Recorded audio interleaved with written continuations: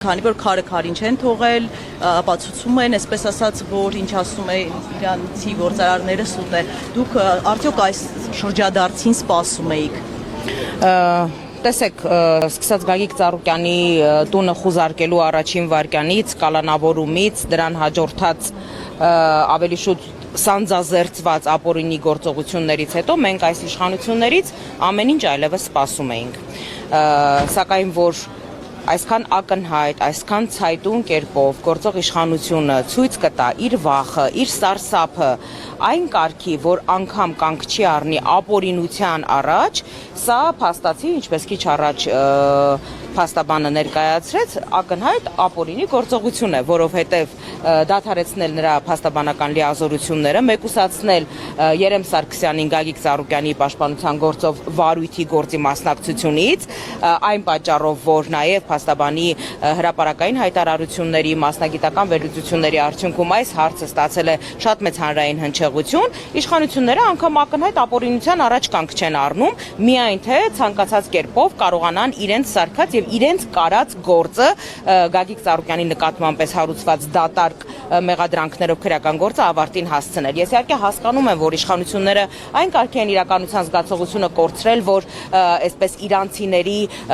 սուտ մատնության կարելի ասել հիման վրա Գագիկ Ծառուկյանի հանդեպ մեղադրանք են ներկայացնում, գործ են հարուցում, որովհետև գեր նպատակը Գագիկ Ծառուկյանին կալանավորելն էր այդ օրերին, բայց հիմա նույն իրանցիների, այսպես ասած,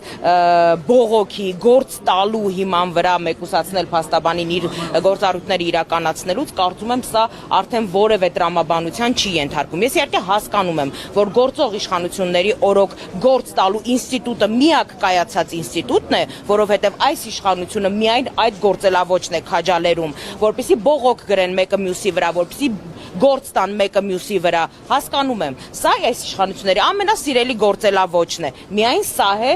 այս գործելավոճն է ողջունվում այս իշխանությունների օրոք, բայց իրոք ցավակցում եմ պարոնայք եւ տիկնայք իշխանականներ այս ամեն ինչի հետ կապված, որտեվ դուք խայտարակվում եք, եւս մեկ անգամ սրանով ցույց տվեցիք, որ դուք խայտարակվում եք, որ դուք անգրագետ եք, որ դուք չեք տիրապետում անգամ իրավական ամենանվազագույն նյուանսներին, դուք խայտարակվեցիք միջազգային սպորտային աշխարհում կապարակնքելով օլիմպիական կոմիտեն, դուք խայտարակվեցիք միջազգային ներդրողների աչքի առաջ, որովհետև բոլորը տեսան, որ Հայաստանում ինչպես են վարվում ներդրումներ իրականացնող մարդկանց հետ։ Հիմա արդեն միջազգային իրավական հանրության առաջ եք խայտարակ լինում, շարունակեք նույն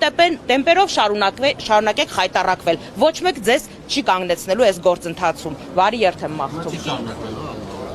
Ներկայացրել են բողոքարկում բացառկ են ներկայացրել փաստաբանները, փաստաբանների մի մասը իհարկե ներսում է, բայց քանի որ կոնկրետ Երեմ Սարգսյանի մասով կասեցվել է, այս պահին գործընթաց տեղի չի ունենում, քիչ անց կարծում եմ, որ մեր մյուս փաստաբանները Էմինե Խաչատրյան ավելի հանգամանորեն կներկայացնեն հիմնավորումները, որովհետև Երեմ Սարգսյանը ներկայացրեց, որ առերեսումը ունի այսպես գործնական տարանջատում,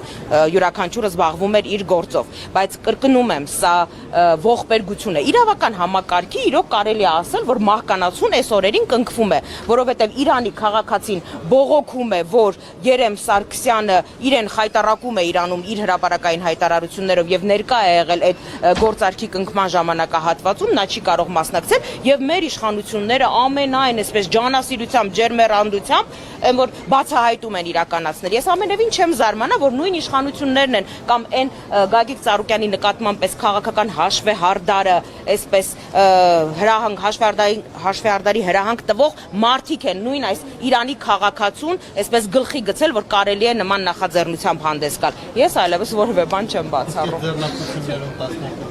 Շարունակվում է այդպես։ Իրավիճակը նույնն է, մի մասում գույքագրում է իրականացվում։ Քանի աշխատակցի 10-ից ավելի ձեռնարկության գործունեություն այս պահին կասեցված է, շուրջ 10,000 մարդ այս պահին հարկադիր պարապուրդի է մատնված։ Առաջին օրերին, որ հայտարարել ենք այդ ձեռնարկությունների անունները, բացառապես միայն Արարատ ցեմենտն է վերագործարկվել, դա էլ այն պատճառով, որ երկրում շինարարական կոլապս էր առաջացել, պարզապես որովհետև ցեմենտի հումքի մատակարարումը չէր իրականացվում, մնացած բոլոր ձեռնարկությունների մասով որևէ դրական տեղաշարժ այս օրերին չկա։ Եղել է միջնորդավորված Ծառուկյանը դադարեցնի քաղաքական գործունեությունը եւ Ես նման ինֆորմացիայի չեմ տիրապետում, բայց կարծում եմ, որ որևէ մեկը նման համարձակություն չի ունենա նման ուղերձով Գագիկ Ծառուկյանին դիմելու համար։ Գագիկ Ծառուկյանը Բարգավաճ Հայաստան կուսակցությունն է եւ սրանով ամեն ինչ ասված է։